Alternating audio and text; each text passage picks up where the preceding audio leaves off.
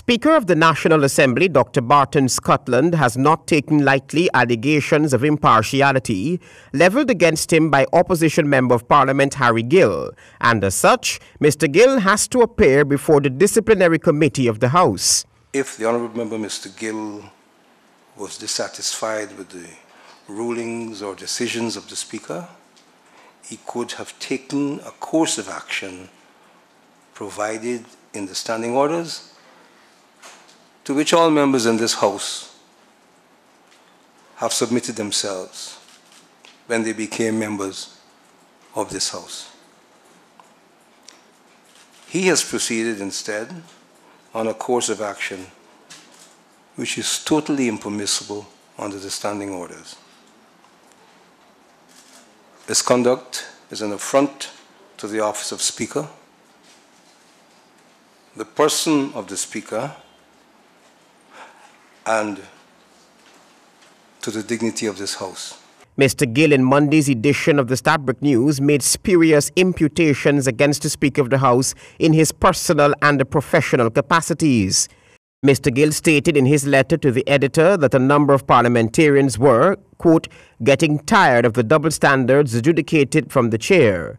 There are inconsistencies in the Speaker's ruling on sub judice matters and inconsistencies in his demand for source documents. This is the double standard I'm talking about, unquote.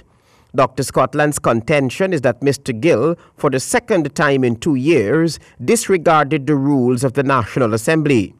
This is the second occasion in 2 years that such a disregard for the rules of this House has been displayed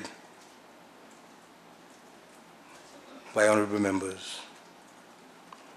And it may be that the silence of this House on the previous occasions has emboldened the honourable member Mr. Gill. It was Prime Minister Moses Nagamootoo who moved the motion for Mr. Gill to be disciplined, with Mr. Nagamootoo's core argument being that the government's side of the House will not condone any attack on the holder of a constitutional office.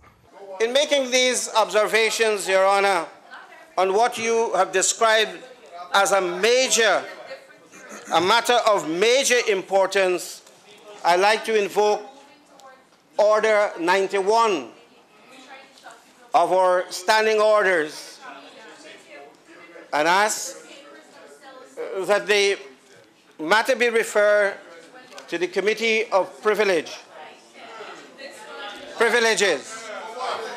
and that the inquiry, the matter as regards an attack on the Speaker's integrity and imputing bias and partisanship, that it is sufficient prima facie to be sent to the Committee of Privilege for its adjudication.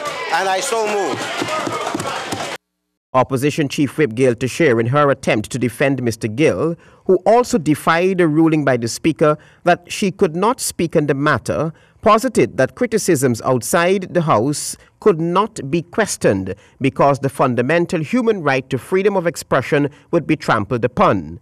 After Ms. Teixeira spoke, the House Speaker ordered that her comments be removed from the official record of the National Assembly because she was not granted permission to speak. The bottom line is, Mr. Gill will face that disciplinary committee and consequences could follow. Travis Chase, HGP Nightly News.